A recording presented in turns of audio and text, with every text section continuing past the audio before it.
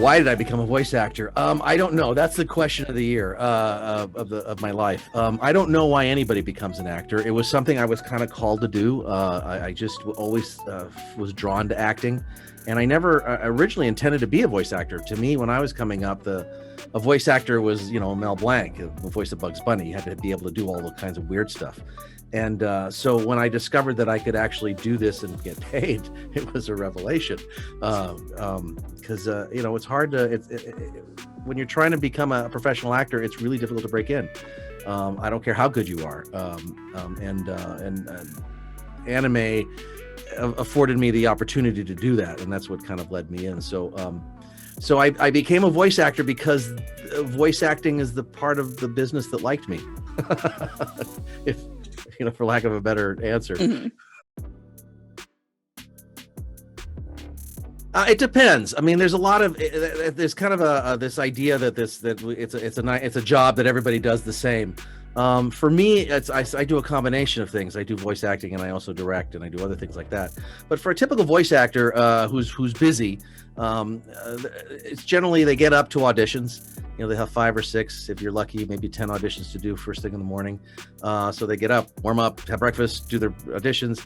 Then they're going to have a couple of gigs during the day. It used to be you jumped in the car and drove all over LA and hope to God you made it and made sure you had enough time between gigs. Now it's you walk down the hall and sit down in your booth and dial up Source Connect, and suddenly lovely people like you show up and they ask you to talk. So it's right now the typical life of a voice actor is kind of hanging out in sweatpants waiting for the next job to happen in their office. It's and then at the end of the day you got a lot of auditions. In fact, when I'm done with this, I have 7 auditions I have to do. So I'll record them today and I'll edit them tomorrow and send them in on time. So that's it. It's a constant. When you first start out, I'm noticing from my friends who do. They're not only it's a combination of that, but most of them have day jobs or at least some small part-time jobs to help support when it gets slow. And then there's always the inevitable classes when you're first coming up. You need to train, you need to take classes, and there's other people, and there's meetup groups, and then those who are really adventurous will go do theater. Although that can't be done right now. I haven't done one of those in a while. It's been about 6 years since I've done any theater.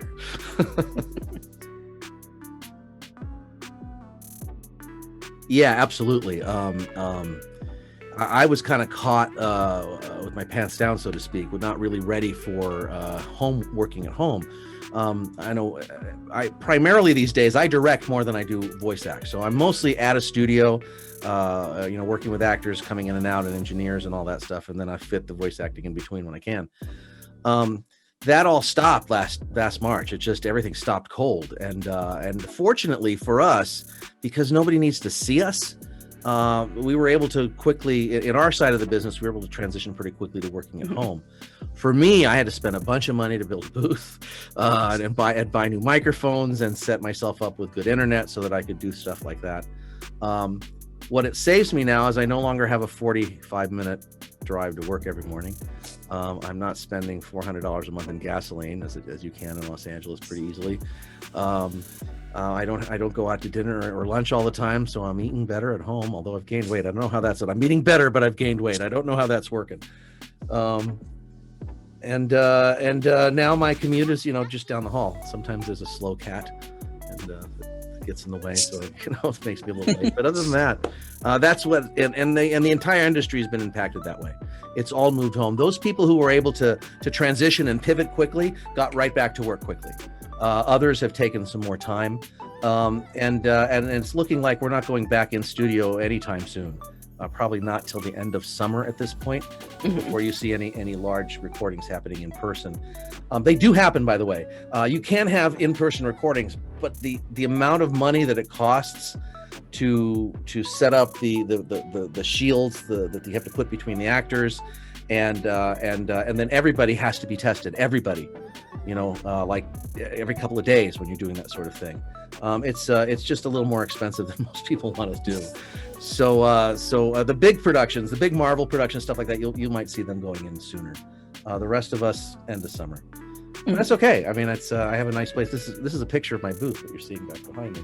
So I have a nice, comfortable place to work, and so you know we'll do what we got to do. Stay safe. We were lucky. We got to stay open. We got to work. My son is a gaffer. My son likes movies and stuff. Like he works for NBC and things like that. And he's been out of work. He was out of work for 6 or 7 months, and so was my son-in-law, who was a prop master. So it's the fact that we talked. KG Tang posted something very funny. He said, "Who'd have thunk back in the day that voice acting would be the safe job to have in 2020?" You know.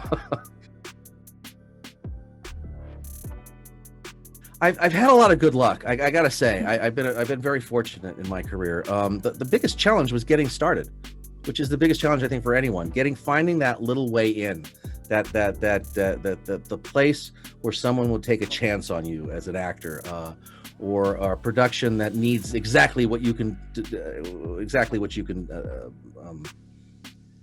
deliver, and so that was the hard part. I wandered a lot. You know, I started trying to work professionally from the time I was 18, and I actually did a little bit of professional work before that, but actually in earnest and afterwards. And I was able to I did a lot of theater, what I didn't get paid for, and I got an agent kind of, but he didn't really work for me very well. And then I had another agent who worked better, and I auditioned for lots of cool stuff. I auditioned for Laverne and Shirley a couple of times. I'm old. The Happy Days a few times. I was up for a role in The Outsiders, that nice movie that they said they were going to use celebrities and then hired all celebrities. I did all of that, but I was just knocking on doors for a long time until I found voice acting, and that kind of opened the door for me. So finding that little niche, and even then, it was the first job I got was a movie called The Sea Prince and the Fire Child, and it was like 18 months till I worked again. So even then, it was like just trying to get somebody to pay attention. I like to say that my career was, I did it kind of like, do you know what how a cockroach gets in a building? They find a little crack and they start to wiggle and move until they slip in. Well, that's what I did. I found a little crack and I wiggled until I was able to slip in. And that was really the biggest challenge. After that, it was, I had, you know, just learning how to keep it together, learning how to work creatively, learning how to deal with Hollywood, which was a big, you know, when I worked at Saban, it was a big eye opener. Hollywood's a nasty place. So it's all of that was difficult, but getting in the door is the hardest challenge for me, and it was for everybody else that I know.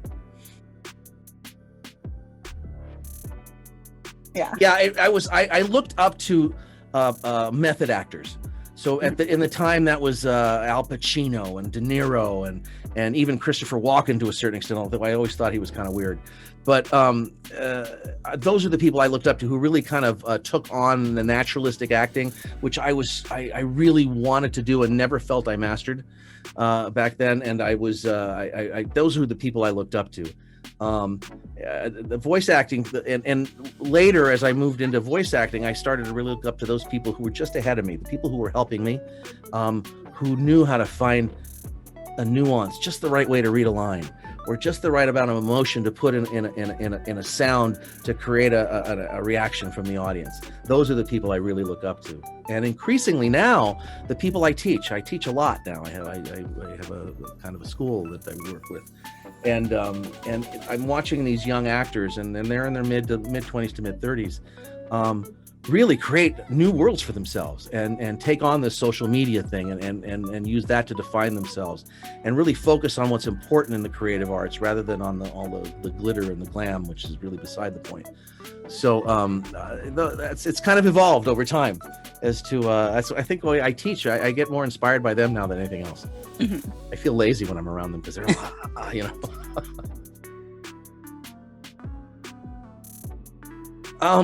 There's two, and one of them I can't even remember the name of the show.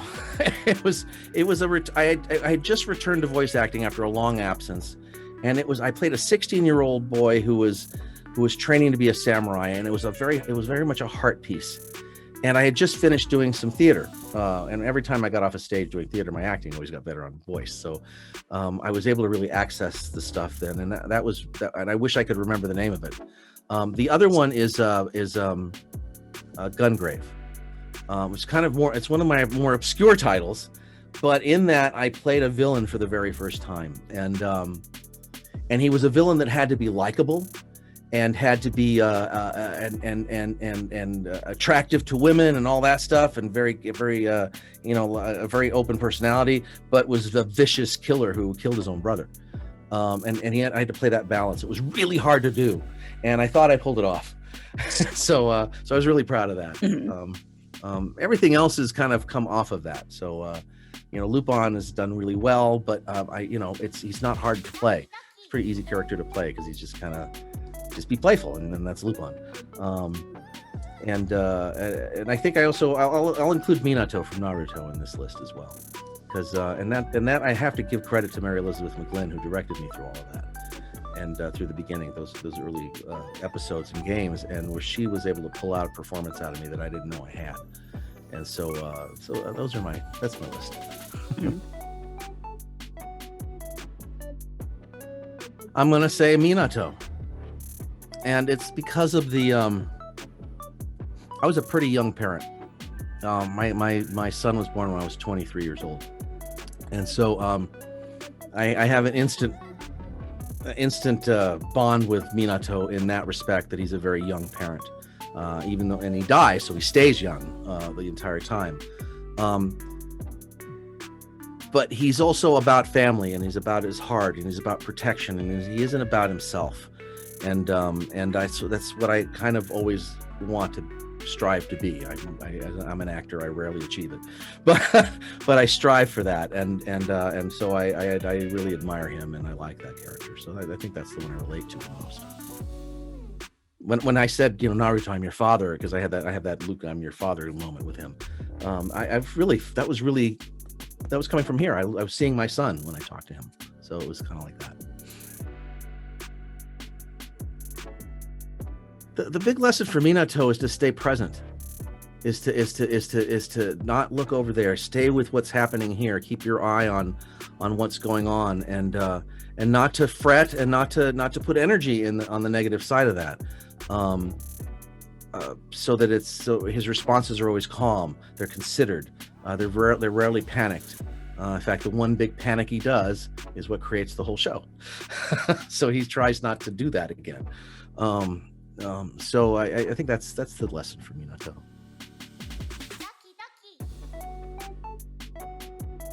In almost every positive way. I had a dream to become a professional actor, and because of anime, I was able to do that. Anime, the fandom welcomed me, the medium welcomed me, the producers welcomed me. It started what's become a career I'm pretty proud of, and I've gotten to do, without that moment where I was brought into the anime world, I would not have gotten to do Power Rangers. I would not have seen some of the world that I've seen. I would not have gotten to go to places and perform and direct in ways that I have, and all of that sparked by my saying, yes, I want to try this. I want to do this medium. I want to try this thing that at the time was called Japanimation. I can't believe, that's what they called it when he first told me about it. But that soon changed. That was about a year or two before they went, we're not going to call it that anymore. And so it led to everything. And I have family. I've raised a family. I have grandchildren. I own a home. All of that stuff came out of that moment and this medium, which continues to welcome me. And continues to embrace what I do and appreciate what we do and talk to me like you guys are, and so I think I owe everything to anime, everything. It gets better. It gets easier as you've been doing it longer. The biggest stress, look, I mean, there's always creative stress. Every time I am booked to direct something or act something, especially if it's in a medium or in a genre that I'm not familiar with, I get nervous, and there's that challenge of passing through that. For me, I've been doing it for such a long time that I don't fret so much. I know we'll get to it. I know that I'm not alone too. There's directors and writers and producers in the room there are resources. And once I figured out that they weren't against me and they actually wanted me to succeed, that just opened the door for me to ask questions and interact with them. So that's part of it. The other challenge is financial. because it's an ebb and flow kind of business, and sometimes the ebbs are pretty bad, like this year.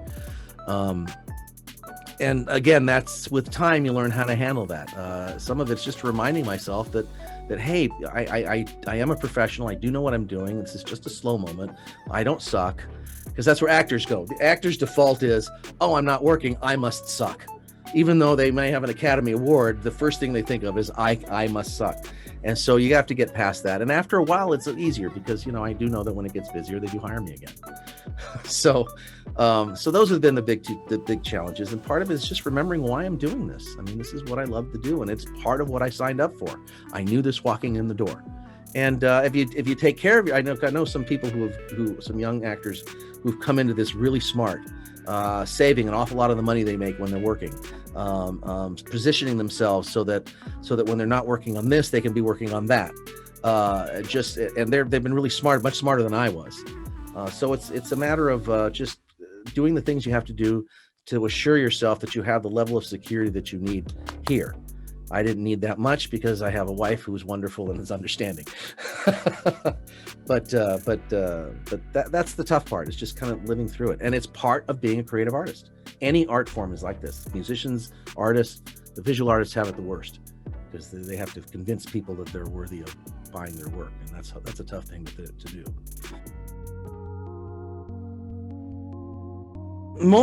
First of all, to enjoy the journey, because most people that try to become actors don't. I mean, professional, to get paid for it. And the next thing is that you don't have to be paid to be an actor. Acting is a vocation. It's something you're called to do. Whether or not you get paid for it, well, that's another story. And a lot of that has to do with politics and time and luck and what you get exposed to. I have friends that I came up with who never got the opportunities I got, and they don't work in the industry, and I do. And it just happened, but they were more talented than I was. So enjoy the journey. Enjoy that journey of performing your art when you can, in any way you can. That's number one. Number two, have patience. You think that you're ready when you get out of college, and you're not. You're just not. And there's a level of comfort in professional world that you have to get to. And it's a comfort in knowing yourself, and it takes a while to get there. There's no way to rush it. And so you have to be patient, and patient enough also to develop enough clientele that knows you, so that you can start working steady and maybe quit your day job. But don't be afraid to work your day job. That's okay too. Yeah, so it's patience. And the third thing is to focus on the acting. It's not about your voice. It's about the acting. There are 3 or 4 people in Hollywood that do all of the funny voice stuff that you hear. Everybody else has to be good actors. Okay, so and there's a lot more of those roles than there, and there are specialists for the funny voice roles. So you want to just focus on the acting. Also, one other thing is, for those of you who want to be voice actors, anime and animation is not the only place there's voice acting. Most voice actors make their money on commercials. So that's something you can do anywhere. You don't have to move to Hollywood to do that.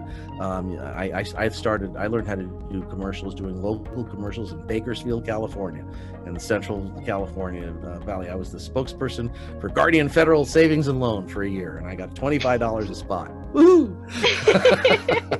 But I learned how to do commercials there, and it was very worthwhile to do that. So that's my advice. And train, and practice. When you finally start to jump in, you're up against me.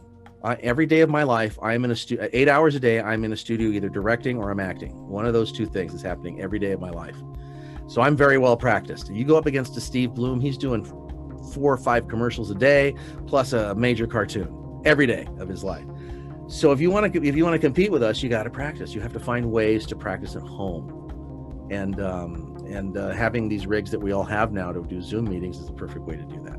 So those are the things that I think young actors should think about doing before you come to LA, before you go to Dallas, before you go to New York, before you do any of that stuff. Also, when you get in the business, don't be afraid to do other things. If you can wiggle your way into one place, say yes a lot. I started to say yes to things, and I ended up a producer at Saban. I ended up writing Mighty Morphin Power Rangers because I said yes to things. I wasn't a writer before that, but one thing led to another. So even though I know an awful lot of people who get into voice acting, and don't end up doing that as a main part of their living. They mostly direct, or they write, or they produce things, or do other parts of it. So it's a even if you don't end up at voice acting, if you can get in through that might open up other avenues for you to be creative. And I found just as much joy and happiness and fun in working on those shows behind the scenes and behind the camera that I ever found in front of it. In fact, a lot less pressure, except when you were the producer, because then people yell at you about budgets, but that's another interview.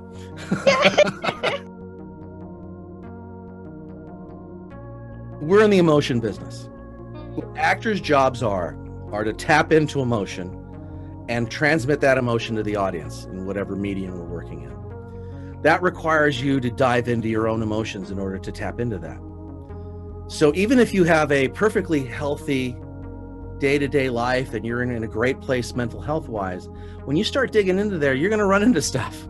Occasionally you're going to trip over stuff. It's going to trigger you. And when you're in those circumstances, it's really helpful to have a therapist around that knows you, that understands and can help guide you through that and get you back on track, because it can knock you for a loop pretty quickly. It depends on how deep you get into characters. It depends on what medium you're working in. When you're working in film, it's very intimate and it gets very real very quickly. If you're really acting in the way in which, if you're using proper technique, it gets very real very quickly for you, and you can trip into some stuff you're not. So that's number one.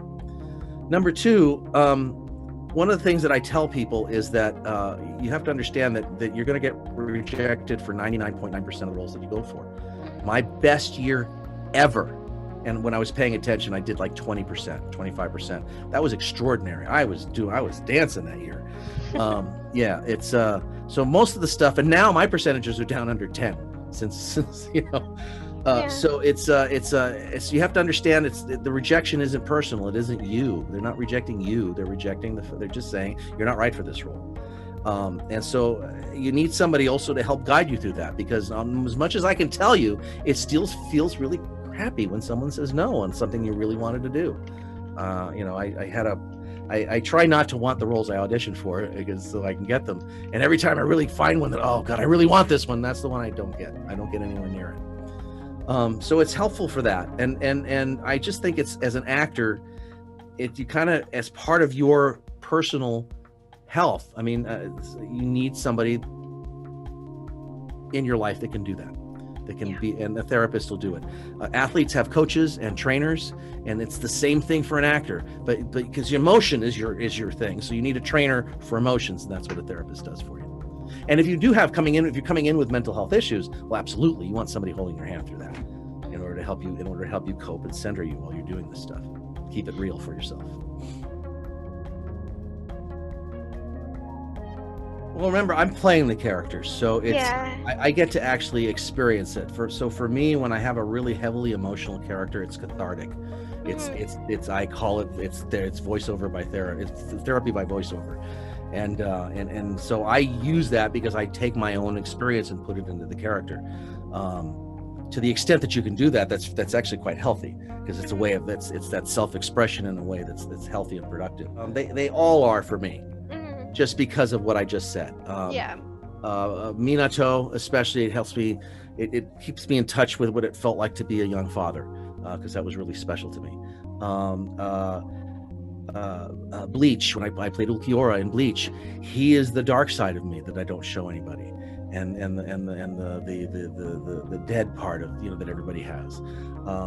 Lupin is my playful self. It's the confident person I wish I was. So each one of the characters that I play, especially if they turn out to be, generally the ones that turn out to be successful characters are the ones that I'm tapping something into myself, whether I know it or not.